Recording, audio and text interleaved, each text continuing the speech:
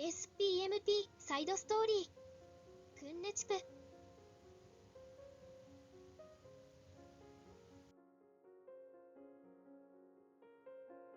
Previous overview. While Kunnecup and the others are heading to Kotan, where her sister lives, Momu and Chalachi unexpectedly join them, and the three of them deepen their bond. And the information that came from Chalachi afterwards was astonishing.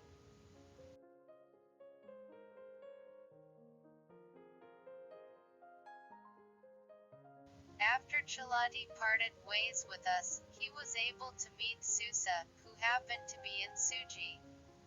He usually stays deep in the mountains, but it can only be said that he was lucky to be in Suji. The thought of the worst situation sends chills down my spine.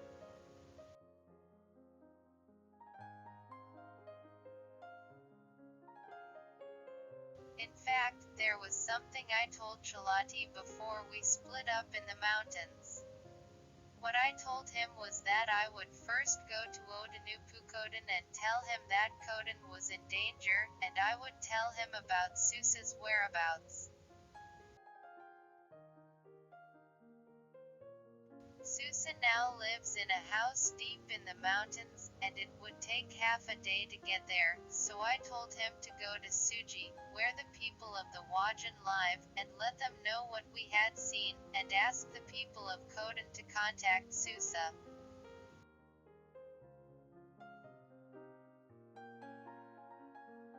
By doing so, Suji and Kotan, where their parents live, are close, so they should be relieved to stop by and meet their parents.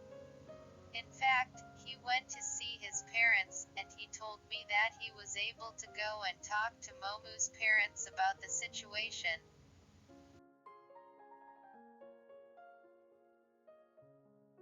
However, what was surprising was that Susa was in Suji. This was really lucky. When Susa heard the message from Chalachi, he immediately gathered his people and prepared for the attack, heading to the village deep in the mountains that we saw.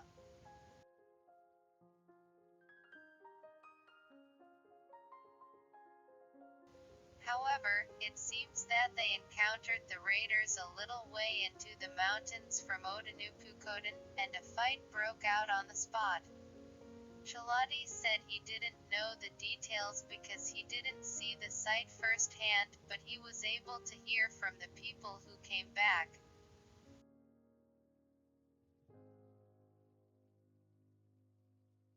According to him, more than half of the opponents died, and it seems that several of Susa's friends were also injured, and Susa took the injured to Kotan for treatment. However, I was relieved to hear that Susa was back without injury.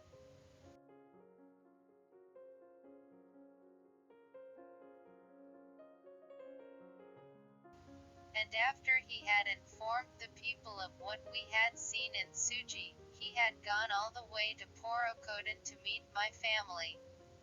At that time, when he told me how I was doing, he just told me that I was fine so as not to worry my parents.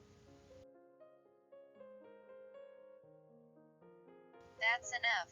Now all that's left is to see my sister. Then I should be able to know all the answers. I had to go through a lot before I came to this place, but with the help of many people, I can finally get there.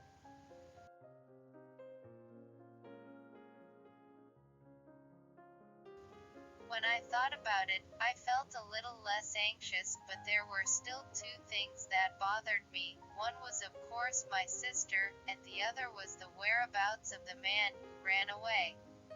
I'm afraid that the man who escaped will continue to be a source of disaster.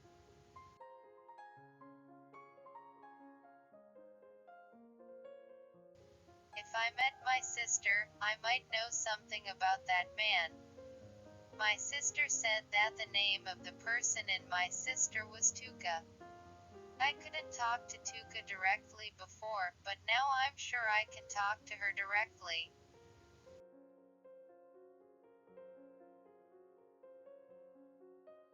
Anyway, for now, I'm going to hurry to my sister. The road after that was lively due to the increase in the number of people, but the uphill climb that continued all the way was tough, and I became a hindrance. After all, I can barely keep up with the walking speed of a man, and it is physically difficult for me as a woman. According to the plan, I was supposed to arrive at Kotan, where my sister lives, in the evening, but I don't feel any sign of arriving even in the evening.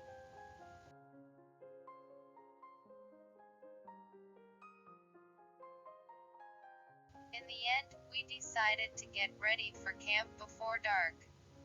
I don't mind because I have experience camping, but I feel sorry for everyone, so I took the initiative to help make the fire and prepare the meal. At that time, Momu and Chalachi were surprised to see me start a fire, and I was a little happy. The others were mowing the grass, making beds, and gathering firewood, and I could see that there was a natural division of roles.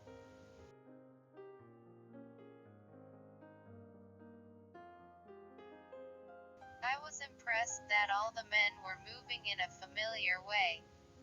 I was in charge of cooking it, and everyone complimented me on how delicious it was, which made me a little happy. And that night, we all slept around the bonfire.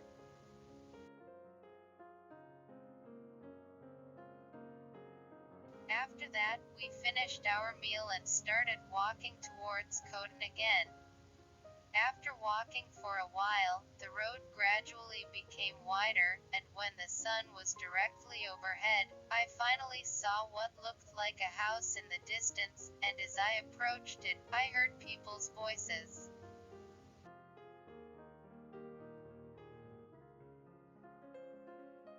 When we entered Kotan, it was larger than we expected, and there were many houses lined up. As we stopped to admire the scene, a woman noticed us and ran up to us.